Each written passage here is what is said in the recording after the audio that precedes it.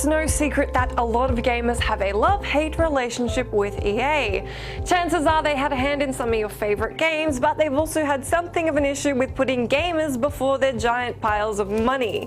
Nonetheless, that's all supposed to change with their new player-first culture. Initially discussed in June of this year by new EA CEO Andrew Wilson, the plan is to involve gamers in the development process earlier, only release games when they're great and ready, and support their games for months after release, among other things.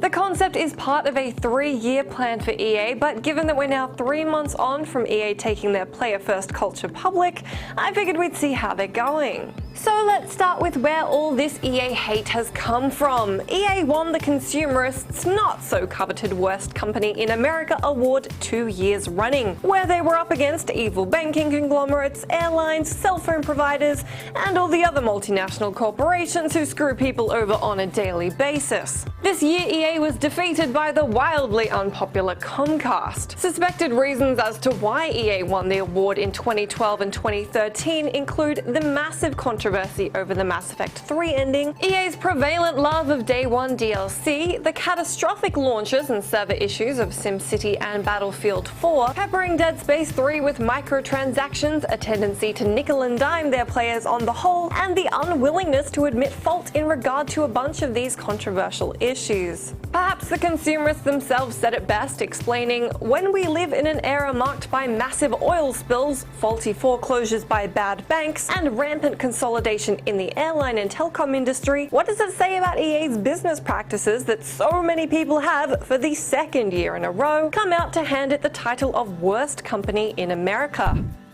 So they've already started turning it around by not winning the award this year, but how are they going in terms of keeping gamers updated with the development of their games? In this field, my immediate reaction is that they're not doing too badly. EA opened up Battlefield Hardline to gamers in advance via their June public beta. Although Hardline was pushed back to 2015, this still backs up EA's player-first culture in a couple of ways. First up, EA have said they don't want to release a game that isn't good enough, and the feedback from gamers who played the shooter back in June suggested that Hardline could be improved. It also reinforces the idea that EA actually give a crap what you thought of their game, which, let's be honest, they haven't always seemed to in the past. The final product of Battlefield Hardline remains to be seen as yet, so let's talk EA's 2 big releases within the last 3 months of EA's player-first mentality: The Sims 4 and NHL 15.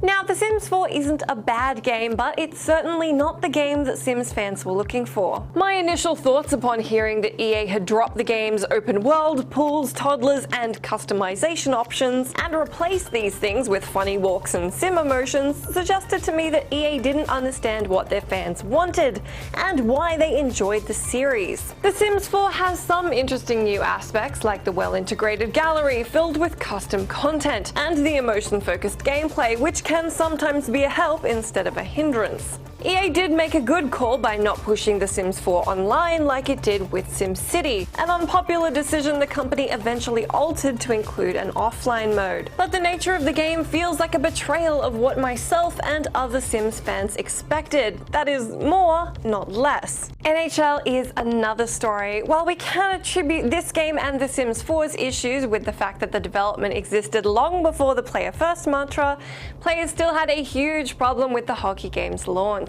Again, NHL 15 for new-gen consoles isn't altogether a bad game. It's a game with some decent features and some interesting new additions. The issue that gamers are having at the moment is that the game is unfinished. Much like The Sims 4, NHL 15 is missing many of the little features that fans have come to enjoy and expect from the series. Some fans were given early access, which is awesome, but they were the first to see all the missing features. Notable absences on the Xbox One and PS4 versions included the popular EA Sports Hockey League and connected GM modes. EA quickly conducted damage control with NHL producer Sean Ramjag Singh, posting a list of features the company intends to patch back in the coming months. On the other hand, their latest installment for that other popular sports franchise, which launched last week, FIFA 15, seems to be going down pretty damn well. Gamers were able to get their hands on a demo beforehand, which also happens to be the most played demo in the company's sports division's history.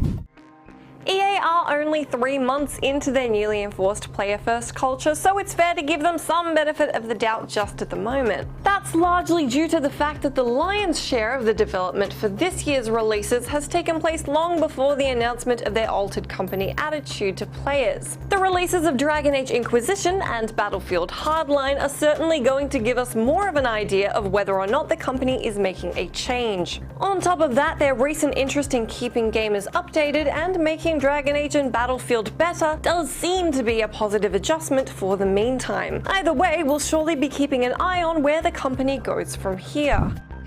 But let me know what you think. What do you reckon EA can do to prove themselves to gamers, and do you think they can ultimately turn it around?